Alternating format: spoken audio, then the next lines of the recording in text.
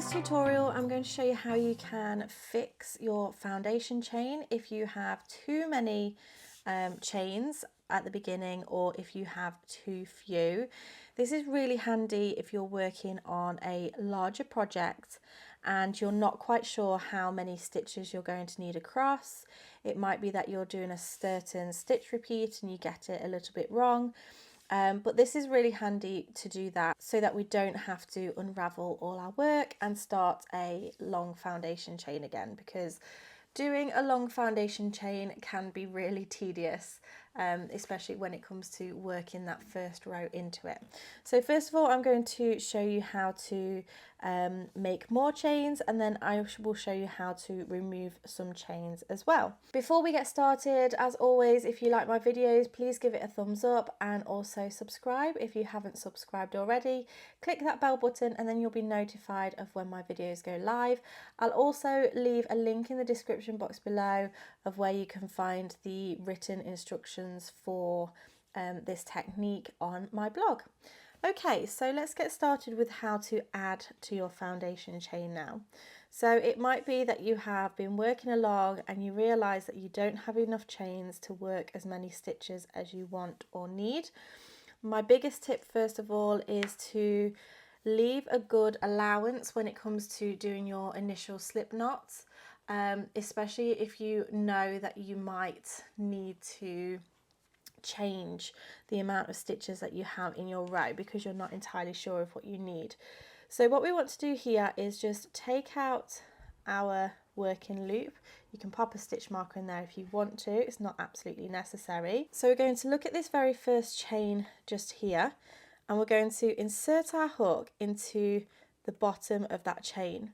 So you've got one loop on the bottom and two loops on the top. You're going to grab that tail end and pull it through like so, and then you're just going to chain the amount of stitches that you need. So it might be that you need 3 more, 1, 2 and 3. You can keep going into the amount of stitches that you want. Once you're happy with that, you can then pull this out and then just double check that you have the amount of stitches that you need. So we have those 3 extra, and then you can continue with the stitches.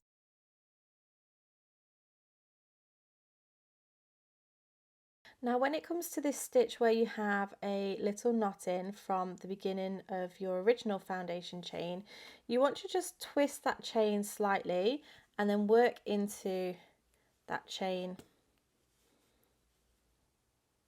via the top loop. And then with that twist you need to continue that on because this chain will lay slightly differently to the rest. So you just want to twist it and then work into that top loop.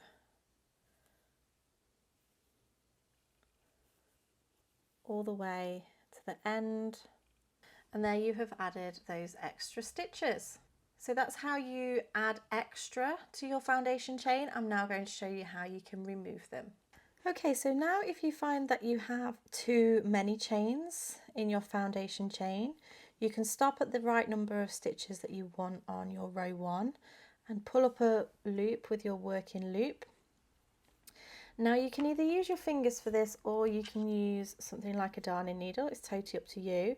But what you want to do is go under that loop of your initial knot that you made in your foundation chain, and then you're simply going to slowly pull out those stitches.